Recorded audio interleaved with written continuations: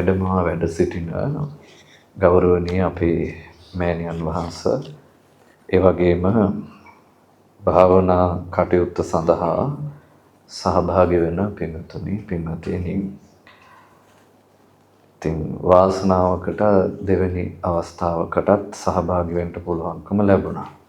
අත වශයෙන්ම පළවෙනි වැඩසටහන මේ ආයතනය තුළ අපි සම්පත් මැතිතුමන් සංවිධානය කරලා ආරාධනා කරනකොට අපගේ අරමුණ බවට පත් වුණේ ඒ දවස් පුරාම ඒකට අවශ්‍ය කරන ඒ භාවනාවට අවශ්‍ය කරන මූලික මඟ පෙන්වීම ටික කොහොම හරි ඉවර කරන්න ඕන කියන හැඟීම තමයි තිබ්බේ. නමුත් මේ දෙවෙනි අවස්ථාවකුත් අපිට ලැබිච්ච නිසා අපිට එහෙම දැන් මේ ටික ඔක්කොම එකවර ඉවර කරන්න ඕන කියන හැඟීමක් නැහැ. ටික ඔබ මෙහෙවීම තමයි අපේ අදහස. ඉතින් සමහර විට එදා වැඩසටහන කරනකොට සමහර පින්වත්තුන්ට ඒකේ ගැඹුරක් දැනුණාද කියන ගැටලුව මට තිබුණා. මොකද මට කමඨහන් ටික ප්‍රධාන වශයෙන් නිමාවටපත් කිරීමේ අවශ්‍යතාවයක් තිබිච්ච නිසා. නමුත් අද එහෙම කලබලයක් නැහැ අපිට. එදා අන්තිමට වඩපු කමඨහන අද විශේෂයෙන් ප්‍රමුඛ කරගන්නවා. මොකද එදා මේ වැඩසටහනේ අපි අන්තිමට ගත්ත අරමුණ පැහැදිලි කරගන්න ප්‍රමාණවත් අපිට කාලයක් තිබෙන්නේ නැහැ. ඒ නිසා අද වැඩසටහනේ හවස් වරුවේ එදා වැඩසටහනේ අන්තිමට ගත්ත කොටස තව ටිකක් අපි පැහැදිලි කරගෙන වඩන්න බලාපොරොත්තු වෙනවා. නමුත් උදේවරුව අපි ප්‍රවේශය ගන්න එපා. ඒ නිසා එදා වගේම උදේවරුවේ අර ධාතු මනසිකාරයම තමයි අදත් අපේ මාතෘකාව. වෙන කමඨහනක් ගැන කතා කරන්න පුළුවන්. නමුත් අපි කරපු එකේම යම් දිගුවක් කරොත් හොඳයි කියන තැනයි මම ඉන්නේ. ඒ නිසා උදේවරුවේ ඊ ධාතු මනසිකාර භාවනාවේ අපි එදා කතා කරපු විදිහටම අපි උදේවරුවේ යම් සරල විදිහට අපේ නිමිත්ත පැහැදිලි කර ගැනීමේ යම් වැඩපිළිවෙලක යෙදෙනවා. එතකොට ඒක තමයි මූලික වශයෙන් ඔබට සිහිපත් කරන්න තියෙන කාරණාව. දෙක එදත් මම ඔබට සිහිපත් කරා මේ මම කියන පරාසය තුළ විතරක් හිත පවත්වන්න එතනින් එහාට ගෙනියන්න එපා. මොකද හේතුව අපේ හිත කියන චුට්ටක් එළියට යන. එහෙම කියනවා නේද? සමහර අය භාවනා කරනකොට කියනවා මම ආනාපානසතිය වැඩුවේ නමුත් නතර වුණේ අසුබේ කියනවා. මම වැඩුවේ අසුබේ නමුත් නතර වුණේ මේ තව මොකක් හරි භාවනාවක කියනවා. ඒ කියන්නේ හිත කියන මේ පැත්තට යන. ඒ අර එක අරමුණු එනකොට අපි එකම මානසිකාරයක් යටතේ යනකොට ඒ මානසිකාරයට තව තවත් භාවනා කමටහන් වලට නිමිති වෙන දේවල් එනවනේ. එතකොට අපේ හිත දන්නේම නැතු මේ නිමිත්ත ඔස්සේ යම් පුරුද්දක් තිබ්බොත් ධානා ස්වરૂපයක් තියෙනවා. ඒ නිසා මේක වළක්ව ගන්න ඕනේ. මොකද ඒක තේරුමක් නැති ගමනක්. සමහරට තේරුමක් ඇති වෙන්නත් පුළුවන්. නමුත් අර අපිට මම එදත් සිහිපත් කරා මේ හිත දිහා බලන්න ඕනේ බබෙක් දිහා බලනවා වගේ කියලා නේ. දරුවෙක් බලා ගන්නවා වගේ තමයි මේ හිතත් එක්ක අපි ගනුදෙනු කරන්න ඕනේ. අපි තුමු සූත්‍ර දේශනා අපි එක දවසකට 100ක් මතක තියාගත්තා කියලා. එකක් මතක තියාගත්තා, ගාථාවක් මතක තියාගත්තා කියලා. ඒ තරම් වේගෙන් හිත වැඩ කරන්නේ නැහැ. හිත අපිට ඕන විදිහට මේ භාවනාව තුළ ප්‍රගුණ වෙන්නේ නැහැ. ඒ නිසා ඒකට විවේකය අවශ්‍යයි. හිතට විවේකය අවශ්‍යයි භාවනාව පුරුදු වෙන්න. ඒකට යම් කාලයක් ගන්නවා. මූලික අවස්ථාවේ අපිට එච්චර ප්‍රතිඵල දැනෙන්නේ නැහැ වගේ වෙන්නත් පුළුවන්. සමහර අයට තියෙනවා ප්‍රතිඵලයක් නැහැ. නේ ඉවසීමෙන් ඉන්න Tamanට දන්නේම නැතුව ඒ ප්‍රතිඵල දැනෙන කාලයක් එනවා. වෙනදා වගේ නෙමෙයිනේ මම හිතන්නේ. වෙනදා වගේ නෙමෙයිනේ මම වැඩ කරන්නේ. ඒක Tamanටම දැනෙන්න ගන්නවා. එතකම් මේක අල්ලගෙන ඉන්න ඕනේ. Tamanගේ වීරය අතහරින්න නැතුව මේක ඒ හරියට හරි මාවතට වැටෙනකන් අපි මේක අල්ලගෙන ඉන්න ඕනේ. ඉතින් ඒකත් මතක තියාගන්න අපි අර කියන පරාසය තුළ විතරක් හිත පවත්වන්න උත්සාහවන්ත වෙන්න. එතනින් එහාට යන්න එපා. මොකද අවශ්‍ය කරන මඟ පෙන්වීම හවස්වරු වෙනකන් අපි කරන නිසා. ඊළඟට ගිය පාර අපි මේක යම් කිසි මට්ටමකට දියුණු කරන්න උත්සාහ කරා. ඒකෙදී ඇතිවෙච්ච යම් ගැටලු තියෙනවා නම් ඔබ මේ මාසයක් වගේ කාලයක් තුල ඔබ මේක වඩලා යම් අත්දැකීමක් ලැබුවා නම් ඒ ලැබීමෙන් යම් කිසි ගැටලුකාරී තත්ත්වයන් ඇති වෙලා තිබෙනවා නම් ඒවා ලියලා අපිට හවස්වරුවේ එදා වගේම සාකච්ඡා කරන්න පුළුවන්. ඒකට අවස්ථාවකුත් තියෙනවා. ඒකත් මතක තියාගමු. ඉතින් ඇත්තටම මේ අපි කරන්නේ කුසල් වැඩිමක් නේ. මේ සංසාරය තුල මේ හිත වහගත්ත පුරුදු තොගයක් අපි ගාව තියෙනවා. ඒකෙන් තමයි අපි ආවරණය වෙලා ඉන්නේ. අපි ඒවට කියනවා කෙලෙස් කියලා. මේ කෙලෙස් වලින් මේ සිත වැහිලා තියෙන්නේ. ඒතකොට මේක ඇත්තටම අද වෙනකොට අපිට හිතෙනවා කේන්තියම ස්වභාවිකයි කියලා. හිතනව නේද? කේන්තිය කියන්නේ ස්වභාවිකයි. රාගය ස්වභාවිකයි. ඊර්ෂ්‍යාව ස්වභාවිකයි. මේ මට්ටමට අපේ හිතපත් වෙලා සහ ඒ වගේ මතත් සමාජගත වෙන විදිහත් අපිට පේනවා. මේ කෙලෙස් කියන්නේ ස්වභාවිකයි. ඒවා නැති කරන්න බෑ. ඒවා යම් යම් පැතිවලට යොමු කරන්න විතරයි පුළුවන් වගේ අදහසකුත් මම මේ මෑත කාලේ මම දැක්කා එහෙම එකක්. ඒකෙසේ වෙතත් ඇත්ත කතාව තමයි සංසාරයක් පුරාවට අපි මේ කෙලෙස් පුරුදු කරගෙන ඇවිල්ලා මේ වෙනකොට කෙලෙසුයි අපේ ජීවිතේ එකක් බවට පත් වෙලා. ඒක මෙහෙම තේරුම් ගන්නකෝ. හරි ලස්සනයි මේක. දැන් ඔය ගෙවල් වල තේ හදන්න තේ ගොටු ගේනවනේ. නේද? මම දන්නේ මොකද්ද පාවිච්චි කරන්න කියලා. ගෙවල් වල තේ හදන්න තේ ගොටු ගේනවනේ. එතකොට ඒක එක එක පාටෙන් සුදු පාට තියෙනවා නේද? රෝස පාට තියෙනවා, තැඹිලි පාට, මොකක් හරි අර හොඳ පැහැදිලි පාටක් තියෙන තේ ගොට්ටක් තමයි ගෙදරට ගේන්නේ තේ හදන්න. නමුත් කාලයක් ඕකේ තේ හැදුවට පස්සේ අර ගෙනාපු පාට තියනවාද? නෑනේ, ඒක කහට පාට තමයි තියෙන්නේ. දැන් ওই පින්වත ඔය තේ ගොට්ට අතර ගන්නකොට හිතනවාද මේක අතුල්ලන්න ඕනේ අර ගෙනාපු පාට ගන්නම කියලාද හිතන්නේ නෑ. ඒක තේ ගොට්ට හැටියටම අරගෙන තේ ටික හදලා අපි අපේ අවශ්‍යතාවය ඉටු කරගන්නවද නැද්ද? ඉටු කරගන්න. ඒ කියන්නේ තේ ගොට්ටයි කහටයි කියන්නේ එකක් බවට පත් වෙනවා. හැබැයි ඇත්ත කතාව දැන් මේ තියෙන්නේ තේ ගොට්ටේ බාහිරින් ආපු කහටක්ද නැත්නම් ඒකේ තිබ්බ කහටක්ද? බාහිරින් ආපු කහටක්. හැබැයි තේ ගොට්ටේ සැබෑ බහය තමයි අර ගේනකොට තිබ්බේ. සුදු පාට, රෝස පාට. නොත් ඒ පැහැයවත් දැන් අපිට මතක නැහැ. අපිට ඒ තත්ත්වයට යන්න ඕනේ කියලාත් අපිට හිතෙනවද? හිතෙන්නේ අවශ්‍යතාවයක් නැහැ නේ. මොකද තේ ගොට්ටෙන් අපි බලාපොරොත්තු වෙන්නේ තේ ටික හදාගන්න එක. කහට කියන්නේ ඒ තේ පෙරලා හැදිච්ච දෙයක්.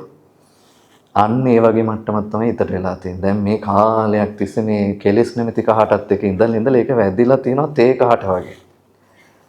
තේ ගොට්ට ගන්නකොට තේ ගොට්ටේ මුල් ස්වરૂපේ මතක් වෙන්නේ නැහැ වගේ අපිට අපේ සිතෙහි සැබෑ බව අපිට පේන්නේ නැහැ. ඇත්තටම මේ සිත ස්වභාවයෙන් ප්‍රභාෂරයි.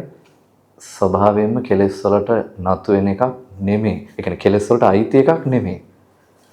නමුත් බොහෝ කාලයක් තිස්සේ කෙලෙස් එක පුරුදු කරලා අපිට හිතෙනවා අපි කොහොමද අපේ හිතේ තරහ නැති කරගන්නේ? අපි කොහොමද අපේ ඊර්ෂ්‍යාව නැති කරගන්නේ? අපි කොහොමද මේ අපේ රාගය නැති කරගන්නේ? ඒක කරන්න බෑනේ වගේ තර්ක ගේනවා. මොකද ඇත්තම කතාව මේක පාවිච්චි කරනකොට ධර්ම මාර්ගය තුල පුහුණු කරනකොට අර සැබෑ ස්වභාවයේ සිතේ යථා ස්වභාවය මතුවෙන්න ගන්නවා. මේක පිට කෙනෙකුට කරන්න පුළුවන් දෙයක් නෙමෙයි. මේක කවුරු විසින්ද කරගත යුත්තේ? අප විසින්ම කරගත යුතු කාර්යයක්. අර වත්තෝපම සූත්‍ර දේශනාවේ පින්තුන් අහලා ඇති බුදුරජාණන් වහන්සේ කෙලෙස් සිතුවිලි 16ක් උගන්වනවා. මෙන්න මේ වගේ කෙලෙස් අපේ සිතේ ඇති වෙනවා කියලා වස්ත්‍රයකට උපමා කරලා. එතකොට මේ හිතේ ඇති වෙන කෙලෙස් ටික පිළිබඳව දේශනා කරලා ඉවර වෙනකොට බමුණෙක් ප්‍රශ්නයක් අහනවා. මොකද බමුණන් අතර මතයක් තිබ්බා පාරිශුද්ධත්වයේ ගන්න නම් ওই විශේෂ ගංගා වලට ගිහලා නාන්න ඕනේ කියලා එකක් නේද? පිරිසුදු වෙන්න නම් ඒ කියන්නේ එක පිරිසුදු කරගන්න නෙමෙයි. පාප ශෝධනයේ පිණිස කෙලෙස් බරින් අත මිදීම පිණිස එයාලගේ විශ්වාසයක් තිබ්බා ගංගාවල බැහැලා නාපුවාම අපේ පව් හේදෙනවා කියලා. මේ බමුණ බුදුරජාණන් වහන්සේගෙන් අහනවා ස්වාමීනි එතකොට මෙන්න මෙහෙම අදහසක් තියෙනවා අපි ගාව ඒක හොඳ දෙයක්ද කියලා අහනවා. මෙන්න මේ මොකද්ද නැකතකුත් කියනවා. මෙන්න මේ නැකතට ගිහිල්ලා මෙන්න මේ නදියේ නාපුවාම අපේ පව් හේදෙනවා. ඒක ගැන ඔබ වහන්සේ මොකද හිතන්නේ? ඒක ඇත්තක්ද වගේ කතාවක් අහනවා. ඒතර බුදුරජාණන් වහන්සේ දේශනා කරන යම් කිසි කෙනෙක් තමන්ගේ සිත දිහා බල යම් භාවනා කර්මස්ථානයක සිත පුහුණු කරමින් සිත කෙලෙස් වලින් මුදවන්න යමෙක් උත්සාහවන්ත වෙනවා නම් කෙනෙක් තමාගේ පාරිශුද්ධත්වය තමා තුළ ඇති කර ගන්නවා නම් එයා gedara නිදෙන්න ආපුවාම ඇති කියලා. තේරුණාද කියන්නේ? ඔය තැන් වල ගිහිල්ලා ගංගා වලින් නාන්න ඕනේ කොහෙන් ආපුවාම ඇති කියලාද කිව්වේ? gedara නිදෙන්න ආපුවාම ඇති කිව්වා. මහා ආශ්චර්යමත් කතාවක්. ගෙදර ලිඳින්න ආපුවම ඇති. කියන්නේ මේක නාන තැනේ ප්‍රශ්නයක් නෙමෙයි මේ තියෙන්නේ. අඳින ඇඳුමේ ප්‍රශ්නයක් නෙමෙයි මේ තියෙන්නේ. මේ ප්‍රශ්නේ තියෙන්නේ අපි අපේ සිත දිහා බලන විදිහ, අපි සිත පුහුණු කරන විදිහේ ප්‍රශ්නයක් තමයි මේ තියෙන්නේ. ඒක හඳුනගන්න යම් කිසි කෙනෙක් දක්ෂයෙක් වුණොත් එයාට හොඳ ගමනක් මේ ශාසනය තුළ ලබන්න පුළුවන්. ඒක තමන්ගේ සිත යන මාවත, තමන්ගේ සිත ගමන් කරන මාවත කෙනෙකුට හඳුනගන්න බැරි වුණොත් එයාට ඇත්ත වශයෙන්ම සම්බුද්ධ ශාසනයකින් ඇති ප්‍රයෝජනයක් නැහැ. මොකද මේ අනිකුත් පරිබාහිර දේවල් අපි ඉගෙන ගන්නම නම් බුදුරජාණන් වහන්සේගේ ශාසනය පාවිච්චි කරන්නේ ඇත්ත වශයෙන්ම මේක අපිට සම්බුද්ධ ශාසනයක් ඕනේ නෑ මේ අඳින පළඳින විදිය ගැන ඉගෙන ගන්න නේද? කන බොන විදිය ගැන ඉගෙන ගන්න, යන්නේන විදිය ගැන ඉගෙන ගන්න අපිට බුදුරජාණන් වහන්සේගේ ධර්මෙම ඕනේ නෑ. ඒකට වෙන වෙනම විෂයනුත් තියෙනවා. අපි බුදුරජාණන් වහන්සේගේ ධර්මයෙන් ඉගෙන ගන්න අපේ මේ සිත යන විදිය, සිත වැඩ කරන විදිය. ඒකට තමයි අපි ඉස්සෙල්ලාම දැන් මේක 17 දුවනකොට මේක හසුරව ගන්න බෑ. අපි එදත් කිව්වා. මේ කුළු ගොනා 17 දුවනකොට මේක හසුරව ගන්න බෑ. හොයා ගන්න බෑ කොහෙද දුවන්නේ කියලා. ඔළුව හැරිච්ච තියෙන දුවන්නේ. ඒ නිසා හිතේ රටාව හඳුනා ගන්න ඕනේ. අපේ හිතේ කාගේ හිතේ රටාවද? අපේ හිතේ රටාව. අනිත් කෙනෙක්ගේ හිතේ රටාව අපිට හඳුනාගත්ත කියලා ඇති වැඩක් නෑ. අපිට හඳුනා ගන්නත් බෑ.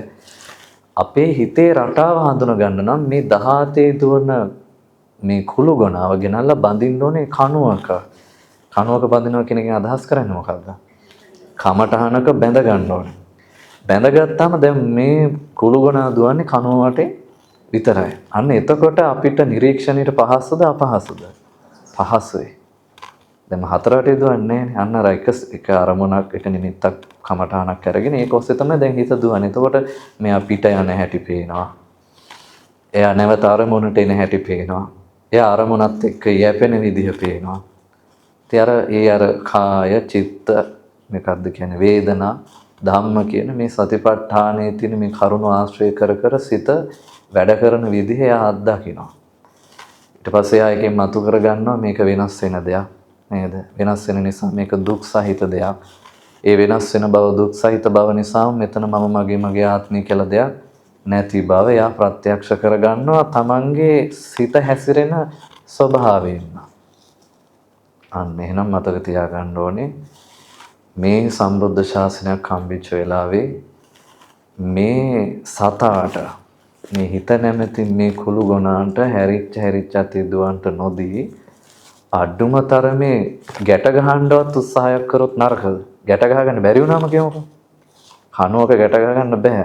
හිටින්නෙම නෑ භාවන අරමුණක. අඩුම තරමේ ගැට ගහන්න අපි උත්සාහයක් කරි දරුවොත් පින්නතුනි. ඒක ඊටමත් ශ්‍රේෂ්ඨයි. නිසා තමයි බුදුරජාණන් වහන්සේ එදත් මම මතක් කරා චිත්තුප්පාදම්පි කෝ අහම් චුන්ද කුසලේසු ධම්මේසු බහුකාරං වදාමි. කෝපනවාදෝ කායේන වාචාය අනුවිධීයනාසෝ. කුසල් සිතක් ඉපදවීමම වාසනාවක් බොහෝ උපකාරයක් කියලා බුදුරජාණන් වහන්සේ වදාළා. කියන්නේ මේ උත්සාහයත් ඊටමත් වැදගත්. හොඳයි. එහෙනම් හැම දිනාටම මේ උතුම් කටයුතු සාර්ථක කරගන්න චිත්ත ධෛර්යය, ඒ වගේම ශක්තිය, ඒ වගේම කායික වශයෙන් නිරෝගී බව ඒකාන්ත වශයෙන් ඇති වේවා කියලා ප්‍රාර්ථනා කරනවා. දැන් එහෙනම් අපි ධාතු කමඨහනට අපි යොමු වෙනවා. අපි ධාතු මනසිකාර භාවනාවේදී අපි ගන්නේ ධාතු හතර: පඨවි, ආපෝ, තේජෝ, වායෝ. මේක අපි පොඩි මතක් කර ගැනීමක් කරමු. පඨවි කියලා කියන්නේ තද බව, ආපෝ කියන්නේ ගලන බව, තේජෝ කියන්නේ උණුසුම් බව, වායෝ කියන්නේ හමන බව. ඒතර මේ ධාතු හතරෙන් තමයි මේ ශරීරය ගොඩ නැගිලා තියෙන්නේ. මේ රූපයක් කියන එකක් ගොඩ නැගෙන්නේ මේ ධාතු හතර උපකාර කරගෙන. දැන් රූපය කියන තැනින් අපි චුට්ටක් බැහැර වෙලා අපි කය මේ තමන්ගේ යයි සම්මත කයක් තියෙනවානේ. මේ තමන්ගේ යයි සම්මත කය පෝෂණය වෙලා තියෙන්නේ මේ කියන පඨවි ආපෝ තේජෝ වායෝ. අපි තමන්ව කියලා හඳුනගන්නේ පඨවි ආපෝ තේජෝ වායෝනේ. හිතන්න දැන් කකුල හැප්පුණා කියලා නේද? ඒ කකුල හැප්පුණා කියන තැන අපි දැනගන්නේ, ඒ වේදනාව අපි අත්විඳගන්නේ මොකක් නිසාද? මොකේට පින් සිද්ධ වෙන්නද? පඨවි ආපෝ තේජෝ වායෝ නිසා. අපි දැන් හිතමුකෝ දැන් මම මේ කොලේ අතට ගන්නකොට මට මේක ඒ කොලේ විදිහට දැනෙනවා. මොකක් නිසාද මම මේ විදිහට දැනගන්නේ? පඨවි ආපෝ තේජෝ වායෝ. ඒ කියන්නේ මහා භූත රූප අපිට උදව් කරනවා ඒ ස්වභාවය අත්දකින්න. නේ? ඒ ස්වභාවය අත්දකින්න. ඒතර කන්නාඩි ඉස්සරහට ගියාට පස්සේ අපිට පේන්නේ මේ මම ඉන්නවා කියලාද නැත්නම් පිට කෙනෙක් ඉන්නවා කියලාද? අපිට දැනෙන්නේ මේ මම තමයි ඉන්නේ කියලා. ඇත්ත වශයෙන්ම එතකොට මේ මම කියලා පනවගෙන තියෙන්නේ බලනකොට තද ඒවා ටිකකුයි ඊට පස්සේ ගලන ඒවා ටිකකුයි ඊට පස්සේ හමන ඒවා ටිකකුයි ඊට පස්සේ ගත්තාම උණුසුම් ඒවා ටිකකුයි. දැන් අතින් අත මෙහෙම තියාගත්තාම උණුසුමක් දැනෙනවා. හරි රස්නීනේ මගේ ඇඟ. එහෙම නේද? මගේ ඇඟ රස්නී කියලා නේද හිතන්නේ? නැත්නම් මේ වෙන කාගවත් එකක් රස්නී කියලා හිතන්නේ නෑනේ. මගේ ඇඟ හරි රස්නීනේ. ඊට පස්සේ මම හරි ලස්සනයිනේ. මං හරි කැතයිනේ. මගේ ඇඳුම හරි පිළිවෙලක් නැහැනේ. ඔය ඔක්කොම මේ සිතුවිලි උපදවා ගන්න අපිට උදව් කරන්නේ මේ තද බවත්, ගලන බවත්, උණුසුම් බවත්, හමන බවත් කියන මේ දේවල් එකට එකතු වෙලා. ඒකෙන් තමයි ඊට පස්සේ අපි අපේ මමත්වයේ කියන එක පනවගෙන මේ ප්‍රශ්න ටික ඔක්කොම හදාගෙන මේ සංසාර චක්‍රය තුල යන්න අපි ගමනක් හදාගන්නේ. හොඳයි. එතකොට බුදුරජාණන් වහන්සේ මේ පඨවි ආපෝ තේජෝ ආයෝ කියන මහා භූත රූපයන් අපිට පැහැදිලි කරගන්න ඒවා අත්දැක ගන්න අපේ ශරීරයම බෙදලා වෙන් කරලා දීලා තියෙනවා නේද? එතකොට පඨවි ධාතුව හැටියට මොනවද බුදුරජාණන් වහන්සේ පෙන්නලා තියෙන්නේ? කෙස් කියන්නේ පඨවි ධාතුවයි. ඒ කියන්නේ තද දෙයක්. කෙස් අල්ලපුවම අපිට දැනෙන්නේ තද දෙයක් හැටියට එච්චරයි. තද දෙයක්. ලොම් ඊට පස්සේ තද දෙයක්. නිය අපි ගමු කෙස් ලොම් නිය දත් සම් මස් නහර ඇට මිදුළු වකුගඩු පෙනහළු හෘදය වස්තුව අක්මාව ඇලදිව දලඹුව අතුණු බහ නොපැසුණු ආහාර පැසුණු ආහාර මොළය 20ක් නේ 20ක් වෙනවා. එතකොට ඔන්න ඔය 20 වෙන්නත් පුළුවන්. ඔయిత වඩා දේවල් සමහරට ඔය පිඟුතුන් දන්නව වෙන්නත් පුළුවන්. ශරීරයේ එක එක කොටස් තද දේවල් ඔක්කොම වැටෙන්නේ මොකේද? පඨවි ධාතුවට. අපි දැන් කෙස් කියලා කියපු ගමන් පිඟුතුන් කෙස් පිළිබඳව මෙනෙහි කරලා ඒක දැන් අද මම එදා කිව්වා අවස්ථා කිහිපයක් බලන්න කියලා. වර්ණය. මොකද අර හැඩේ හඳුනා ගන්න ඕන නිසා අද එච්චර දුර යන්නේ නැහැ. කෙස් කියලා කිව්වම කෙස් කියන්නේ මොනවද කියලා බලන්න. ඒක තද දෙයක් කියලා මෙනෙහි කරන්න. මම ඊළඟ එක කියනකම් කියන එක තේරෙනවද? මම එක එක කියනවා කෙස් කියලා කියපුවම කෙස් ටික ඔලුවට ගන්න ඕනේ. කියන්නේ හිතෙන් මේ අදහසක් ගන්න කෙස් පිළිබඳව. කෙස් කියන්නේ තද දෙයක්. තද දෙයක්. කෙස් කියන්නේ තද දෙයක් කියලා ආපව මෙනෙහි කරන්න.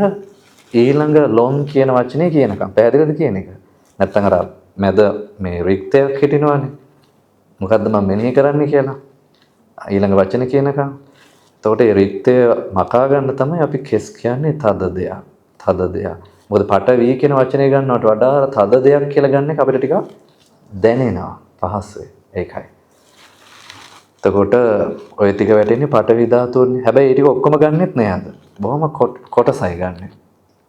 අර වකුගඩු පෙනහළු ඒ හරියට යන්නේ අර මතු පිටින් අපි රූපේ මැන ගන්න ටික විතරක් ගන්නවා. මේ මොනවද කියන්නේ? කෙස්ලොම්, නියදත්, සම්මස්, නහර, ඇට මිදුළු ඔච්චරයි.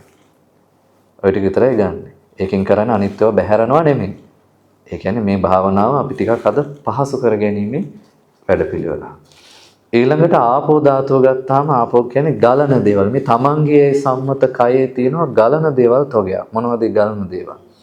පිත, සෙම, සැරව, ලේ, දහඩිය, මේදය, කඳුළු, වරුණු තෙල්, කෙල, සොටු, සඳමිඳුළු, මූත්‍ර. අපි මේකෙන් පහක් වගේ ගමු. තේරෙනව නේද? අරකින් අපි පළවෙනි ටික ගන්නවා. ඊට පස්සේ මේ ආපෝ ධාතුවෙන් අද අපි ගන්නෙ 5යි. ටික වෙලාවක් මෙනෙහි කරන්න ඔබට කාලය දෙනවා. මෙනෙහි කරන්න කාලය දෙනවා. මේකෙන් අද 5යි ගන්න. පිත, සෙම, සැරවලේ, දහඩිය. ඒ ටික මෙනෙහි කරගන්න පහසු වෙන්නේ නේද? පිත කිව්වහම පිතේ ස්වභාවය සිහිපත් කරගන්න. පිත කියන්නේ ගලන දෙයක් කියලා මෙනෙහි කර ඉන්න. මොකද නිමිත්ත පැහැදිලි කර ගැනීමක් තමයි අපි අද මේ මූලික වශයෙන් කරන්නේ. ඊළඟට තේජෝ ධාතුව ගත්තාම තේජෝ ධාතුවේ අපි හතරක් භාග්‍යතුන් වහන්සේ පෙන්නලා තියෙනවා. තේජෝ ධාතුව හැටියට අපි හතරම ගමු. තේජෝ ධාතුවේ කොහොමද ස්වභාවය පෙන්නලා තියෙන්නේ?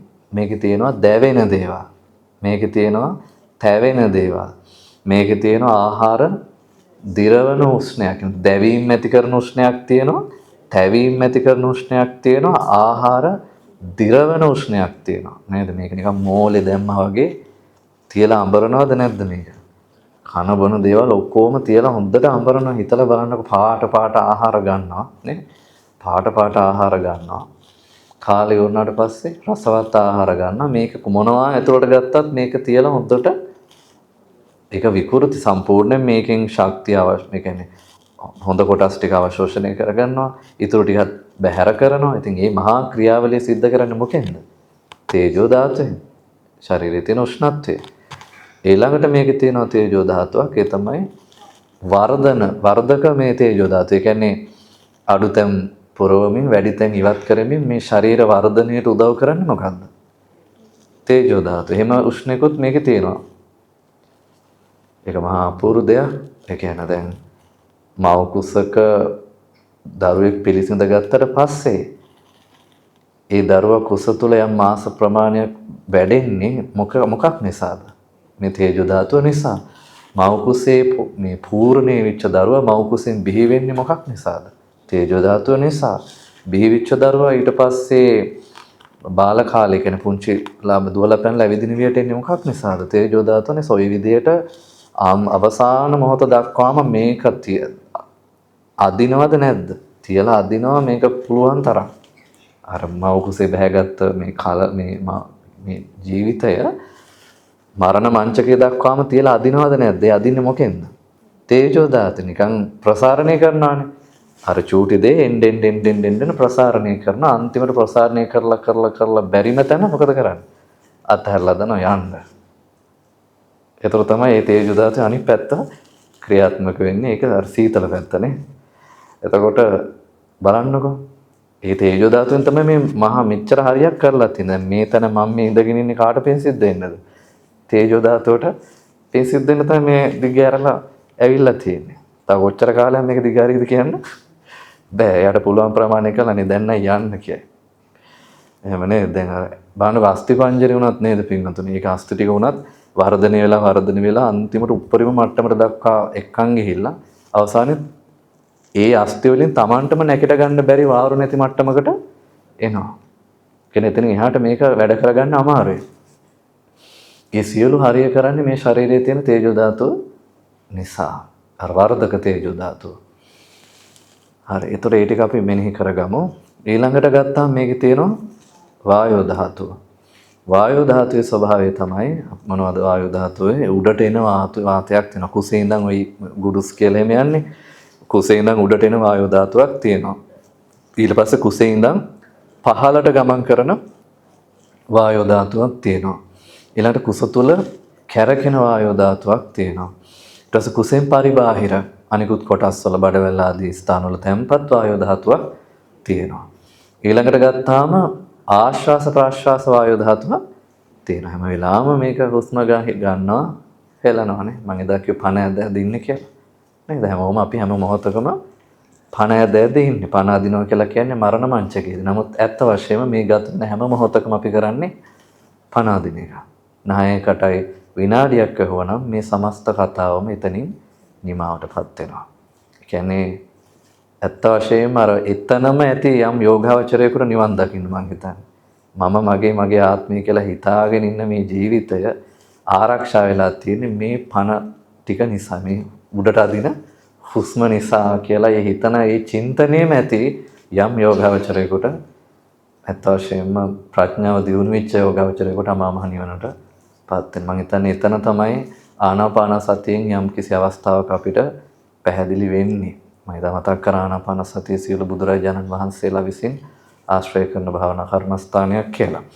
හරි. එතකොට ආශ්වාස ප්‍රාශ්වාස වාතයේ තියෙනවා. ඊට පස්සේ අනිත් එක තමයි චලනයට උපකාර වෙන වායෝ ධාතුවක් මේ ශරීරේ.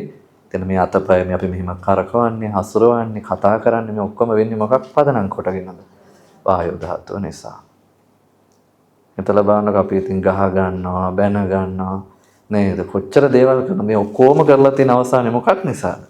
වායෝ ධාතුව නිසා. ඔළුව යටට හරවගත්ත ඔළුව කෙලින් කරගන්නේ මොකක් නිසාද?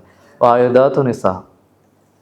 එතකොට අන්න ඒක මෙනෙහි කරලා ගත්තාම එයාට එතකොට අන්තිමට මෙයාට ඔය දැන් කොටස් ටික ওই විදිහට තමයි අපි මෙනෙහි කරන්නේ.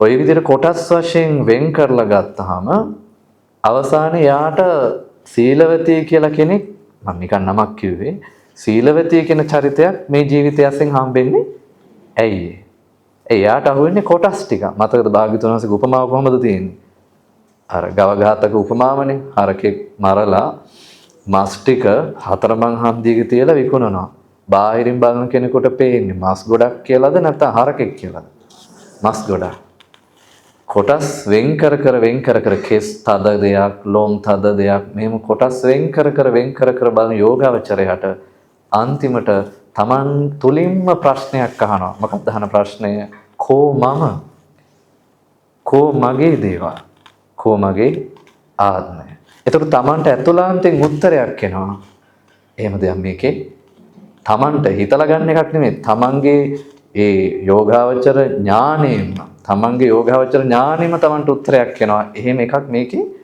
එහෙම තැනක් නැහැ නේ කියලා. අන්න එනං එයාගේ භාවනාව සාර්ථකයි. කියන එක තේරෙනවා. එයාගේ භාවනාව සාර්ථකයි. මොකද එයාගේ ප්‍රඥාව හොඳ මට්ටමකට දියුණු වෙලා. අපි ඉස්සෙල්ලා එනම් ඒ කොටස් ටික බලමු. මම හිතන්නේ අපහසුයක් වෙන්නේ නැති. මම ඒ කොටසේ නම කියනවා. කිව්වහම ඒ ටික ඉස්සෙල්ලා කෙස් කිව්වම කෙස් ටික ඔළුවෙන් කියන්නේ මතක් කරගන්න. ඊට පස්සේ කෙස් කියන්නේ තද දෙයක්. ආපෝ ධාතු කොටස් වලට යනකොට පිත කියලා කිව්වම පිත කියන ස්වභාවය මතක් කරගන්න. පිත කියන්නේ ගලන දෙයක් කියලා මෙනෙහි කරන්න. පැහැදිලි නේද? ඊට පස්සේ ගත්තාම මේ තේජෝ ධාතුවත් එහෙමයි, වායෝ ධාතුවත් එහෙමයි. මේ විදිහට අරගෙන තමන්ගේ මානසිකාරය දියුණු කරගන්න උත්සාහවන්ත වෙන්න. ඔබට ඕන තරම් කාලය තියෙනවා තමන්ගේ භාවනා කමරහම දියුණු කරගන්න. කලබලයක් නැහැ. අපි මේකට වඩමු. ඉස්සෙල්ලා ඉරියව්වක් හදාගෙන මේ බාහිර ලෝකෙන් නිදහස් වීමක් හැටියට S2 පියාගෙන වම් මත දකුණු අත තබාගෙන හොඳ පිරිසුදු හුස්මක් ගන්න. හොඳ පිරිසුදු හුස්මක් අරගෙන තමන් ධාතු මනසිකාර භාවනාව වඩනවා කියලා ටික වෙලාවක් මෙනෙහි කරන්න. මම ධාතු මනසිකාර භාවනාව වඩමි. මම ධාතු මනසිකාර භාවනාව වඩමි. ධාතු මනසිකාර භාවනාව වඩමි කියලා ටික වෙලාවක් මෙනෙහි කරන්න. මේ ජීවිතය යනු ධාතු හතරකි. එනම් පඨවි ධාතුවයි ආපෝ ධාතුවයි තේජෝ ධාතුවයි වායෝ ධාතුවයි. එනම් තද බවයි ගලන බවයි උණුසුම් බවයි හමන බවයි. තමන්ගේ සම්මත මේ කය ධාතු හතරක සංයුතිය. මේ මම මගේ ආත්මයයි සම්මත කය ධාතු හතරක සංයුතිය. අතපත ගන්නකොට කණ්ණාඩියෙන් බලනකොට ඡායාරූපයකින් බලනකොට මට මාව හමු වෙනවා යයි හැඟෙන හැම තැනකම දකින්නට තිබෙන්නේ තද බවත් ගලන බවත් උණුසුම් බවත් හමන බවත්. ඒ අතර පඨවි ධාතුව තද බව මේ තමන්ගේ සම්මත කයේ පඨවි ධාතුවට අයිති කොටස් මොනවාද? තද බවට අයිති කොටස් මොනවාද? එනම් කෙස්, ලොම්, නියපොතු, දත්, සම්, මස්, නහර, ඇට මිදුළු මේ ආකාරයෙන් කෙස්, ලොම්, නිය, දත්, සම්, මස්, නහර, ඇට මිදුළු මේ සියල්ලම තද දේවල්. ඒ සියල්ලම පඨවි ධාතුවට අයිති දේවල්. මේ වගේම තමයි මේ තමන්ගේ සම්මත කය පෝෂණය වීමට ආපෝ ධාතුවත් උපකාරයි. එනම් ගලන බවයි. ඒ ආපෝ ධාතුවට අයත් ගලන ස්වභාවයට අයත් දේවල් මොනවාද? පිත, සෙම, සැරව, ලේ, දහඩිය. මේ ආකාරයෙන් මේ තමන්ගේ සම්මත කයේ ගලන ස්වභාවයට අයිති දේවල් තිබෙනවා. ඒ අතර පිත, සෙම, සැරව, ලේ, දහඩිය පෙන්වන්න පුළුවන්. ඒ සියල්ලේම ඇත්තේ ගලන ස්වභාවයයි. පඨවි ධාතුව වගේම ආපෝ ධාතුව වගේම මේ තමන්ගේ කය පෝෂණය කරන තවත් ධාතුවක් තමයි තේජෝ ධාතුව. එනම් උණුසුම් බවයි. මේ තමන්ගේ සම්මත කයේ උණුසුම් බව ඇති කරන තත්ත්ව මොනවාද? එනම් දැවීම් ඇති කරන උණුසුමයි. උණ රෝග වැනි තත්ත්වවලදී ඇතිවන තැවීම් ඇති කරන උණුසුමයි. මෝලෙහි දමා අඹරන්නක් බඳු ආහාර දිරවීමේ උණුසුමයි. අඩු තැන් පුරවමින් වැඩි තැන් ඉවත් කරමින් මේ ශරීරයේ වර්ධනයට උපකාර වෙන උණුසුමයි. මේ ආකාරයෙන් මේ ශරීරයේ උණුසුමට අයිති කොටස් දැවීම් ඇති කරන උණුසුම, තැවීම් ඇති කරන උණුසුම, ආහාර දිරවන උණුසුම, ශරීර වර්ධනය කරන උණුසුම යන මේ ස්වභාවයන් උණුසුම් ස්වභාවයෙන් යුක්තයි. පඨවි ආපෝ තේජෝ වගේම මේ තමන්ගේ සම්මත කයේ වායෝ ධාතුවට අයිති කොටසුත් තිබෙනවා. එනම් හමන දේවල්. මොනවද මේ ශරීරයේ තමන්ගේ සම්මත ශරීරයේ හමන දේවල්? හමන ස්වභාවයට අයිති දේවල්. කුසේ සිට ඉහළට නැගෙන වාතයයි. කුසේ සිට පහළට ගමන් කරන වාතයයි. කුස තුල කැරකෙන වායුවයි. කුස තුල තැම්පත් වාතය මෙන්ම කුසෙන් පරිබාහිරව පවතින වායුවයි. ආශ්වාස ප්‍රශ්වාස වාතයයි. චලනයට උපකාර වෙන වාතයයි. මේ ආකාරයෙන් මේ තමන්ගේ සම්මත කයේ වායෝ ධාතුවේ උපකාර පවතිනවා. එනම් උඩට එන වාතය, කුසේ සිට පහළට යන වාතය, කුස තුල තැම්පත් වාතය, කුසෙන් පරිබාහිර පවතින වාතය, ආශ්වාස ප්‍රශ්වාස වාතය, චලනයට උපකාර වෙන වාතය. මේ සියලු වායෝ ධාතුවට අයිති කොටස් හමන ස්වභාවයෙන් යුක්තයි. තමන්ගේ සම්මත කය කෙටියෙන් ගත් කල්හි ධාතු හතරකි. තමන්ගේ සම්මත මේ කය කෙටියෙන් ගත් කල්හි ධාතු හතරකි. තමන්ගේ සම්මත මේ කය කෙටියෙන් ගත් කල්හි ධාතු හතරකි.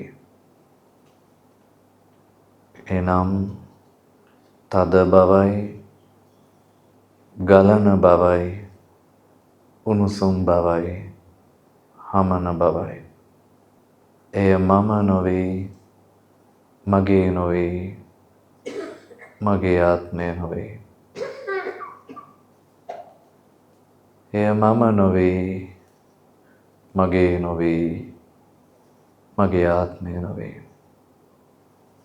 එය මම නොවේ, මගේ නොවේ, මගේ ආත්මය නොවේ.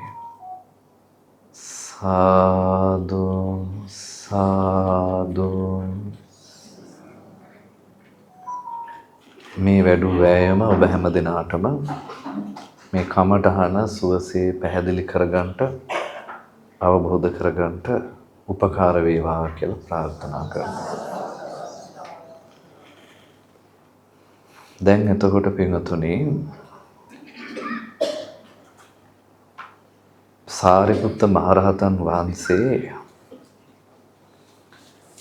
ලස්සන උපමාවක් දෙනවා. දර කෑලි, මැටි,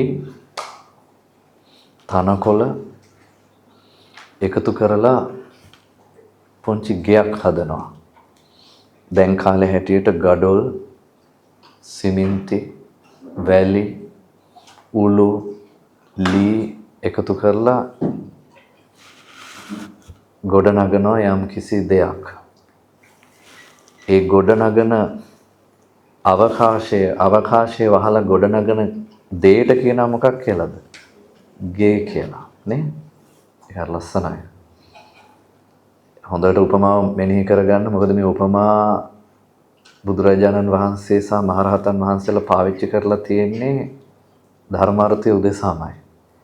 හොඳට උපමාව පැහැදිලි කරගන්න. අපි දැනට වර්තමානයෙන් අපි එක ගමු.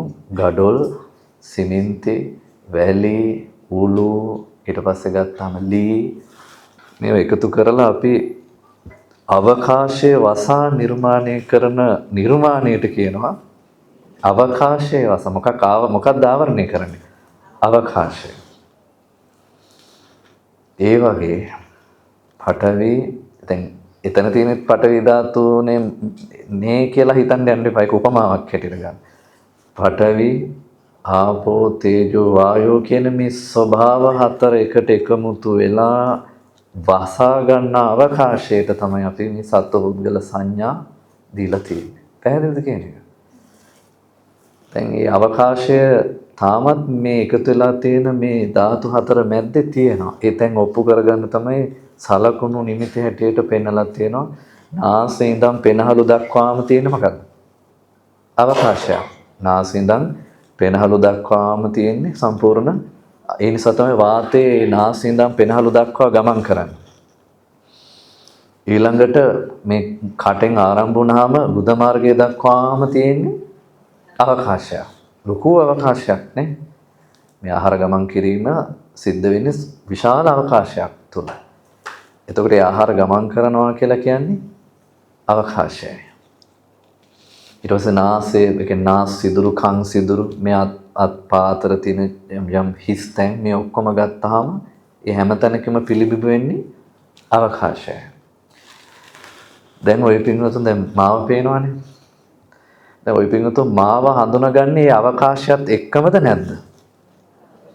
පැහැදිලිද? එතකොට අර බලන්න හිස් අවකාශයකටත් එක්ක තමයි මේ ස්වාමීන් වහන්සේට මොකක් කර කියලා කියන්නේ. මම කියන එක තේරෙනවද? මම මගේ ආත්මය කියලා පිළිටවා ගන්න බැරි හිස් අවකාශයකුත් එකට අරගෙන තමයි මේ අවකාශයට උපකාර සහිතව තමයි අපි කියන්නේ මේ ඉන්නේ ස්වාමීන් වහන්සේ නැත්නම් මේ ඉන්නේ මම අපි ඔයගොල්ලෝ අරවා මේවා පිළිටවා ගන්න. කියන එක තේරෙනවද? අන්න එතකොට ඒ සංඥාවක් දැන් මානසිකාර කරගන්න ඕනේ. මොකද සමහර වෙලාවට කෙනෙකුට හිතෙන්න පුළුවන් පඨවි, ආපෝ, තේජෝ, වායෝ කියන මේ මහා භූතයන්ගේ නැති මමත්වයක් සමයට අවකාශය තියෙන්න පුළුවන්. පැහැදිලිද? එතකොට යම්කිසි කෙනෙක් මේ අවකාශය පිළිබඳව වැටහීම් ඥානයක් ඇති කරගන්න උත්සාහ කරනකොට එයාට ඒ අවකාශය පිළිබඳවත් යම්කිසි කලකිරීමක් තමයි ඇති වෙන්නේ. පැහැදිලිනේ කියන එක හොඳට තමන්ගේ අවධානයට ගන්න. මොකද දැන් අවකාශය කියන එක පැනවෙන්නේ මොකක් පාදක කොටගෙනද? පඨවි, ආපෝ, තේජෝ, වායෝ. දැන් හිස් ආකාශයට අපි ආකාශය කියලා කියනවානේ. මේ මහා උඩට අපිට අත දික් කරලා කියන්න පුළුවන් මේ මහා ආකාශය කියලා.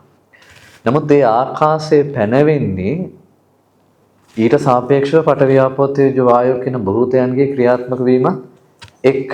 භූතයන්ගේ ක්‍රියාත්මක වීමක් නැත්තම් අවකාශයක පැනවීමක් අපිට කරන්න බෑ. අවකාශය anu භූතයන් මත නිර්මාණය වෙන තවත් එක්තරා විකෘති සංඥාවක් පමණයි කියලා ගැනීම තමයි වැදගත් වෙන්නේ. කියවක තේරුණා.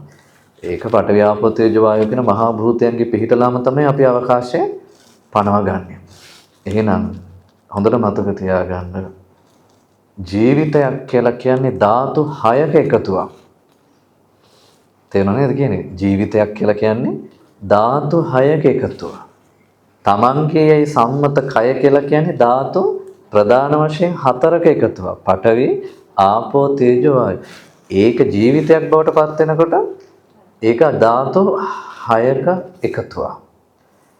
එතකොට පඨවි, ආපෝ, තේජෝ, වායෝ වලට අමතරව තව දෙකක් එකතු වෙනවා. ආකාශ සහ විඥාන කියලා ධාතු තව දෙකකුත් එකතු වෙනවා. දැන් අපි එච්චර විඥානය වගේ තත්වයකට අපි යන්නේ නැහැ. දැනට තේරුම් ගන්න ඕනේ. එතකොට මේ තමන්ගේ සම්මත කය අපි පඨවි, ආපෝ, තේජෝ, වායෝ වලින් පනව ගන්නකොට ඒකත් එක්කම තවත් ධාතුවක් ආශ්‍රය වෙනවා.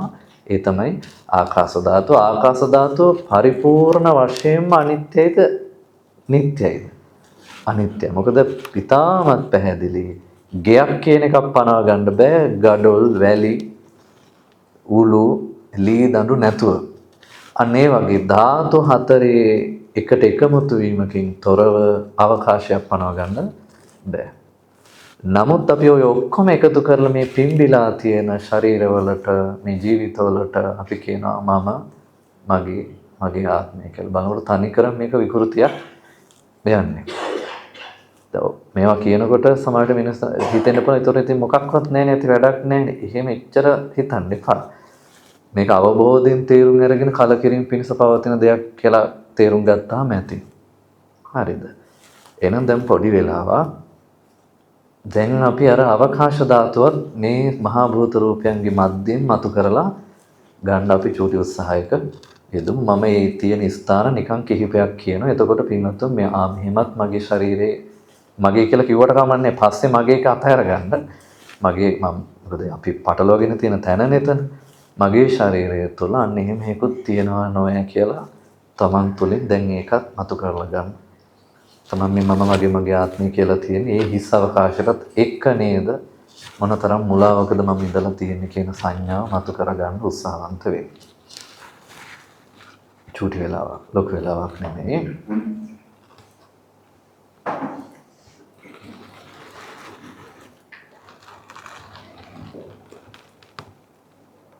මේ තමන්ගේ සම්මත කය පඨවි ධාතුවත් ආපෝ ධාතුවත් තේජෝ ධාතුවත් වායෝ ධාතුවත් කියන මේ ධාතු හතර එකතුවක්. එනම් තද බවයි, ගලන බවයි, හමන බවයි, උණුසුම් බවයි. මේ ධාතු අන්‍යෝන්‍ය වශයෙන් උපකාර කරගනිමින් ගොඩනැගෙන ශරීරවලටයි මේ තමන්ගේ කියන හැඟීම උපදවා ගන්නේ. මේ ධාතු හතර අන්‍යෝන්‍ය වශයෙන් සහජාත වශයෙන් උපකාර කරගනිමින්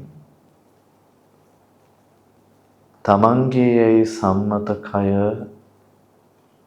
ඒ සංඥාව ඒ తত্ত্বය ඇති කර ගැනීමට උපකාර කිරීමේදී ආවරණය වන කොටස්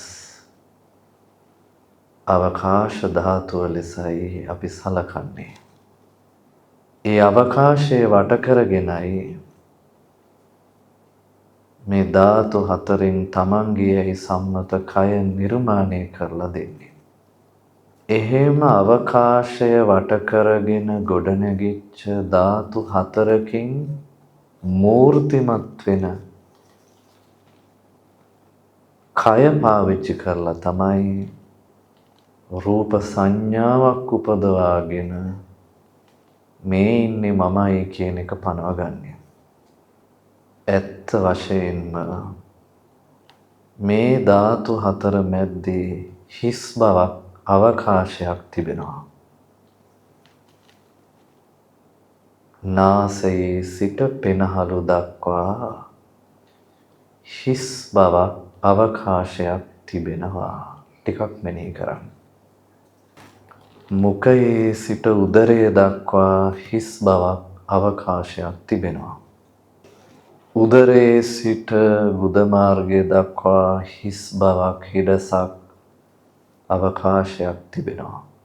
මොළයත් හිස් කබලත් අතර යම් කිසි අවකාශයක් හිස් බවක් තිබෙනවා.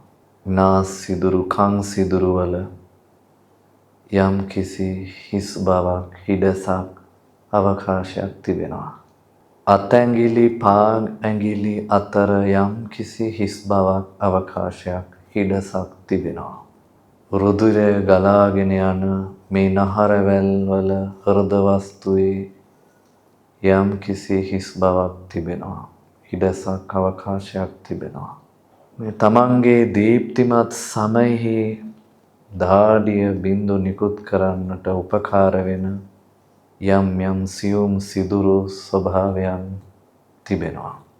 මේ විදිහට කෙස්වල පටන් පා ඇඟිලි දක්වාම මේ ඝන ශරීරයේ තද බව, ගලන බව, හමන බව, උණුසුම් බවට අමතරව හැම තැනකම හිඩසකුත් හිස් බවකුත් අවකාශයකුත් පිළිබිඹු වෙනවා. ඒක අනිත්‍ය වූ අවකාශයක්. මොකද ධාතු හතර මත යැපෙන නිසා.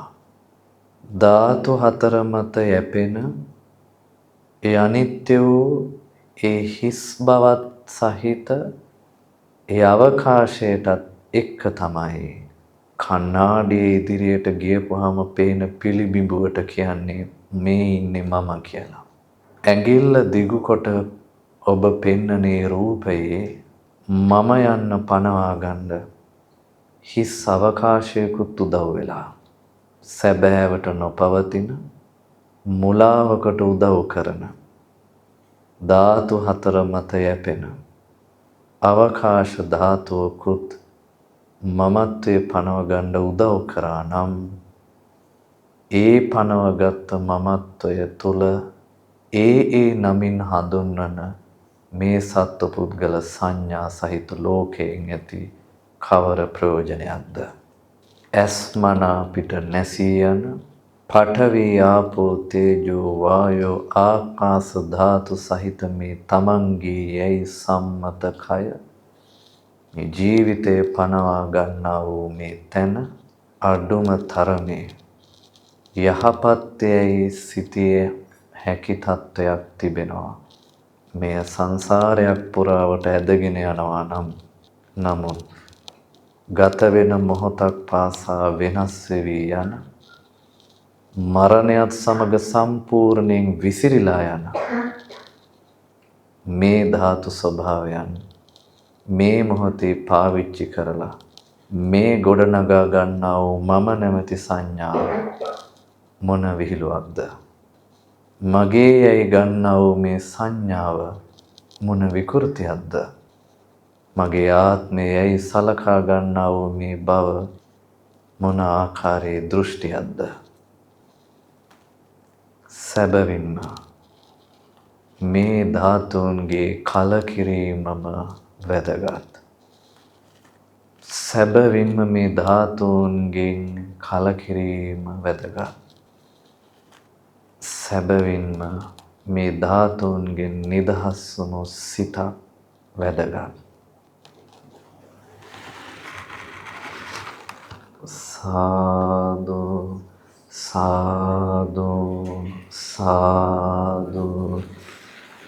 ධාතු මනසිකාර භාවනාවෙන් අපිව අරගෙන ඉන්නේ උපේක්ෂාවකට. පිළිකුල් භාවනාවෙන් අපිව අරගෙන ඉන්නේ පිළිකුලට. අපිට මේ ශරීරය පිළිබඳ පිළිකුලක් ඇති කරනවා. පිත ගැන මෙනෙහි කරනකොට පිතත් එක්ක අපිට පිළිකුල් සංඥාව ඇති වෙන විදිහට තමයි මේ පිත පිළිබඳ මෙනෙහි කරන්නේ. නමුත් පිතේහි තිබෙන්නේ ගලන ස්වභාවයයි කියලා ඒ මෙනෙහි කිරීම තුළින් ඔබ ඉන්නේ උපේක්ෂාවකට. මොකක් පිළිබඳ උපේක්ෂාවකටද මේ තමන්ගේයි සම්මත ශරීරය පිළිබඳ උපේක්ෂාවකට එනවා. ඇත්ත වශයෙන්ම මෙතන එහෙම එකක් නෑ නේ. එතකොට එයාට සිතක් පහළ වෙන්නේ නැහැ අත බිඳ ගන්න, ඇහැ නැති කරගන්න, කන විනාශ කරගන්න. එහෙම සිතක් පහළ වෙනවා. එයාගේ හිත ඉන්නේ උපේක්ෂාවකට මිසක් එයාට මේ ශරීරයත් එක්ක වෛරයක් තරහක්. ඒ නිසා මේ දර්ශනය මේ මෙනෙහි කිරීම මොනම හේතුවක් නිසාවත් හිංසක සිතුවිලි වලට උපකාර වෙන්නේ නැහැ. නමුත් වර්තමානයේ සමහර තැන්වල අපිට පේනවා මේ මෙනෙහි කිරීම යොමු කරනවා හිංසක සිතුවිලි වලට. තමන් විසින්ම තමන්ව නසා ගැනීමට, තමන් විසින්ම තමන්ට දුක් පීඩා පිණිස පැවැත්ම පිණිස. කියන්නේ පිරිසුදුවට ඉන්නේ නැති අප්‍රසන්නතාවයන් දියුණු කරන. ඊට පස්සේ එක එක දේවල් පහුගිය කාලේ මට මතකයි පිරිසක් නිකන් සීදීවිතානි කරගෙන තිබිච්ච මට්ටම් මම දැක්කා. ඒ කියන්නේ මේ දර්ශනය අපි පාවිච්චි කරන්නේ තමන්ගේ සම්මත ශරීරය පිළිබඳව උපේක්ෂාවකටපත් වීමට නිසා හිංසක සිතුවිලි උපදවා ගැනීමට නෙමෙයි. මොකද මේ මුළු මහත් සංසාර චක්‍රයම කැරකෙන්න ආරම්භ වෙන්නේම මේ ධාතු හතර පදනම් කරගෙන. සංසාර චක්‍රයම එක්කෝ මේ ධාතු එතට එනවා, එහෙම නැත්නම් මේ ධාතු වලින් ඉවත් වෙලා යනවා. ඒ කියන්නේ රූපාවචර සමාධිය වලටපත් වෙනවා කියන්නේ මේ ධාතු හතරෙන් తాවකාලිකව සිත මුදවනවා. తాවකාලිකව අවකාශයේ පාදක කොටගෙන යන ගමනක් තියෙන. ඒක අර එක පැත්තකින් එකක් අතහැරෙනකොට තව පැත්තෙන් තව මොකක් හරි අල්ල ගන්නවා. ඉතින් කෙසේ වෙතත් අවසානයේ වෙලා තියෙන්නේ කොහොම හරි මේ සංසාරේ පුරාවට කැරකි යන ස්වභාවයක් නිර්මාණය වීම. අපි පිළිබඳව තව ටිකක් අපි සවස්වරු සාකච්ඡා කරමු. මේ ගැන තව ටිකක් පැහැදිලිව කොහොමද මේ ධාතු හතර තව පංච උපාදානස්කන්ධ වශයෙන්, ඊට පස්සේ ආයතන වශයෙන්, ඕඝ වශයෙන් අපේ ජීවිතවලට සම්බන්ධ වෙලා හැම පැත්තකින්ම මේක කොහොමද දැන් සමහර යෝගාවචරයින්ට පංච උපාදානස්කන්ධය ඔස්සේ භාවනා කරගෙන යන්න පුළුවන්. හැබැයි කොහෙන් හරි මේ ධාතු හතර සම්බන්ධ වෙනවද නැද්ද? සම්බන්ධ වෙනවද? රූපය පිළිබඳ මෙනෙහි කරන්න බෑ සතර මහා ධාතුන් තොරව. ඒ ඉතින් බුදුරජාණන් වහන්සේ රූපය මෙනෙහි කරනකොට ඒක ආකාර වේලාවකට මේ දේශනා කරන තුනකට හිතන්න කියලා. ආදීනවයත්, ආස්වාදයත්, නිස්සරණයත්. තවත් වෙලාවකට දේශනා කරන රූපය අවබෝධ කරගන්න, රූපය හට ගැනීම අවබෝධ කරගන්න, රූපේ නැතිවීම මෙනෙහි කරන, රූපේ නැති කරන මාර්ගය මෙනෙහි. ඒතර කොයි පැත්තෙන් ගියත් ධාතු මනසිකාරයට එනවා. ඉතින් මම එදත් මතක් කරා මේ ධාතු මනසිකාරය කියලා කියන්නේ සෑම භාවනාවකටම කොහෙන් හරි සම්බන්ධ වෙලා උපකාර කරන හරි ආශ්චර්යමත් භාවනා කර්මස්ථානයක්. ඉතින් අපි ඒ ගැන තව ටිකක් හවස කතා කරමු. දැන් ඔබට පුළුවන් මේ මෙනෙහි කරපු ටිකම ආභව මෙනෙහි කරමින් ඔබේ සක්මන සිද්ධ කරන්න. පැහැදිලි නේද? අපි එදත් ඒ විදිහටම කරා. වෙන මොකවත් මෙනෙහි කරන්න එපා. පැහැදිලි නේද? මේ තමන්ගේ සම්මත ඒකේ ආකාශ ධාතුවට යන්න අවශ්‍යත් නැහැ. දැනට අපි රැඳෙමු පඨවි, ආපෝ, තේජෝ, වායෝ. ඒකෙත් පඨවි ධාතුවට ගන්නේ කෙස්, ලොම්, නියදත්, සම්මස්නහර, ඇට මිදුළු. ඒ ටික. ආපෝ ධාතුවට අපි ගන්නේ පිත, සෙම, සැරව, ලේ, දහඩිය. ඊට පස්සේ තේජෝ ධාතුවට ඒ ටිකම ගන්නවා. ඒ කියන්නේ දැවීම් ඇති කරන උණුසුම, තැවීම් ඇති කරන උණුසුම, ආහාර දිරවන උණුසුම, වර්ධක උණුසුම. වායු ධාතුවට හයම ගමු.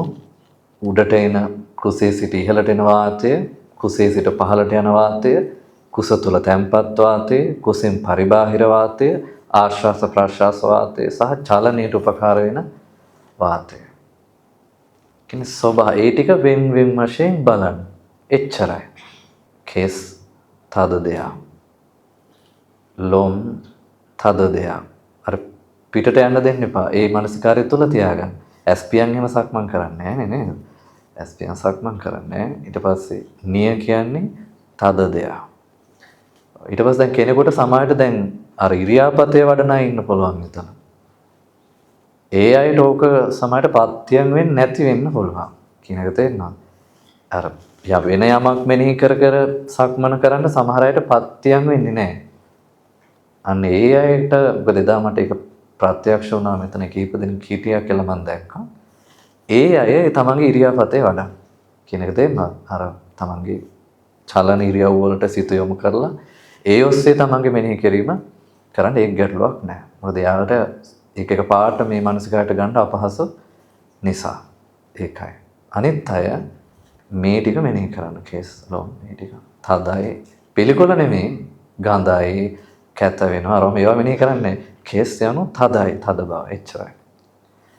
හොඳයි එහෙනම්. තමන් සුදුසු තැනකට ගිහිල්ලා විවේකීව තමන්ගේ පාඩුවේ ඇතුළේ ඉන්න පුළුවන් පිටත ඉන්න පුළුවන් සුදුසු තැනක් තෝරාගෙන තමන්ගේ සීමාව තමන් විසින්ම නිර්ණය කරගෙන වක්‍රාකාරව හරි නෙක වක්‍රාව නෙවෙයි චක්‍රාකාරව හරි එහෙම නැත්නම් කෙලින් හරි කමන්නේ කොයි විදිහකට තමන්ගේ සක්මන් මළුව තමන්ගේ සිතෙන් අදිෂ්ඨාන කරගෙන සක්මනේ හේදෙන්න. ටික වෙලාවක් යනකම් මම දැනුවත් කරන්නම් දැන් නිමාවටපත් වෙනවා කියලා. එතකොට පින්තුන් නැවත ඇවිල්ලා වාඩි වෙන්න. ගෞරවනීය මෑණියන් වහන්සේ පින්තුනි අපි අපේ දේශන ඒ භාවනා ආරමුණ පින්තුන්ට පැහැදිලි වෙන්න ඇති සහ පැහැදිලිව වැඩෙන්න ඇති කියලා මම විශ්වාස කරනවා. ඔබට මේ සම්බන්ධව දැන් අපි ගිය වැඩසටහනේ යම් දේවල් අපි හවස් වෙනකොට ගැඹුරට සාකච්ඡා කළා. අපි වඩන්න උත්සාහ කරා. එතකොට මේ මාසයක් වගේ කාලයක් තුළ පින්වතුන්නුත් යම් පෞද්ගලිකවම මේ වෙනුවෙන් යම් උත්සාහයක් කරන්න ඇති කියලා මම හිතනවා. මේ කාලය තුළ යමක් පින්වතුන්ට ගැටලුවක් හැටියට ඇති වුණා නම් සහ තව දුරටත් පැහැදිලි කරගන්න අවශ්‍ය තැන් තියෙනවා නම් ඒවා කොලයක සටහන් කරලා දැන් අපි දහවල් ආහාර ගැනීමෙන් පසුව ධර්ම සාකච්ඡාව ආරම්භ කරනවානේ. ඒ ධර්ම සාකච්ඡාවේදී අපිට කතා කරන්න පුළුවන්. ඒ නිසා කොලයක සටහන් කරලා මේ ප්‍රශ්න ඉදිරිපත් කරන්න කියලා කාරුණිකව සිහිපත් කරනවා. එතකොට දැනට පින්වතුන්ගේ හිතේ මං හිතන්නේ අර සාමාන්‍යයෙන් අපි නිකන් මැප් එකක් දාගත්තා වගේ මැප් එකක් දාගත්තාම අපි දන්නවා මැප් එකේ අපි බලාපොරොත්තු වෙන ගමනාන්තය දර්ශනය වෙනකොට අපිට පාර පැහැදිලි ගමනාන්තයක් තියෙනවා වාහනේත් හොඳට තියෙනවා නම් අපිට ඒ ගමන සුරක්ෂිතව යන්න පුළුවන් කියන විශ්වාසයක් අපිට යම් මට්ටමකින් ඇති වෙනවනේ මැප් එකෙන් සමහර වෙලාවට අපි එහෙම ගෙනියන එක වෙනම එකක්. නමුත් මැප් එකක් තියෙනවා නම් යම් විශ්වසනීයත්වයක් ඇති වෙනවනේ. ඒක පැහැදිලි බවක් තියෙනවනේ. ඒ වගේ මේ භාවනා කර්මස්ථානයට ඇතුල් වෙච්ච ගමම්ම අපිට විශ්වසනීයත්වයක් මේ භාවනාව පිළිබඳව ඇති වෙනවා. අර කියපු ඵලය මේ තමන්ගේ සම්මත ශරීරය පිළිබඳව ඇති වෙන උපේක්ෂාව නැමැති ඵලය ආරම්භ කරපු මොහොතේ ඉඳන්ම දැනෙන්න ගන්නවා. මං හිතන්නේ පින්වතුන්ට ඒ අත්දැකීම ලැබෙන්න ඇති කියලා හිතනවා. හරියට වැඩුණා නම් අර ප්‍රශ්නේ තමන් අහනවා දැන් කොහෙද මම ඉන්නේ? කෙස් කියන්නේ තද බව පමණයි. නමුත් කෙස් කියන්නේ මමද? අන්න ප්‍රශ්නට පිළිතුරක් එනවා කෙස් කියන්නේ මම නෙමෙයිනේ. ඊට පස්සේ අර බබෙක් බලා ගන්නවා වගේ තමන්ගේ හිතට තේරුම් කරලා දෙනවා. අපි දන්නවා කෙස් කියන්නේ මම නෙමෙයි ධර්මයේ කියවල ඒ අවබෝධය තියෙන බව ඇත්ත. නමුත් භාවනාවේදී අර බබෙක් බලා ගන්නවා වගේ බොහොම පරිස්සමින් කියලා දෙනවා මේ හිතට කෙස් කියන්නේ මම නෙමෙයි. ඒක නිකන් තද බවක් පමණයි. එහෙම වඩාගෙන යනකොට යම් දවසක ඔබේ අවබෝධ ඥානය අර අපි කියන්නේ ඉද්ද ගැහුවා වගේ කියලා යම් වෙලාවක ඒක හොඳ ප්‍රත්‍යක්ෂ අවබෝධයක් බවට පත් වේ. එතකම් මේක විවේකීව වඩන එක තමයි කරන්න තියෙන්නේ. ඉතින් ඒකට ආරම්භය තමයි මේ කරේ. හැම දිනාටම ආශිර්වාද කරනවා. තවත් මේ භාවනා කර්මස්ථානයේ නිමිත්ත පැහැදිලි කර ගනිමින් ඔබගේ විදර්ශනා ප්‍රඥාව මෝදු කරගන්න මේ වඩන හැම වෑයමක්ම හැම දිනාට උපකාර වේවා කියලා ප්‍රාර්ථනා කරනවා.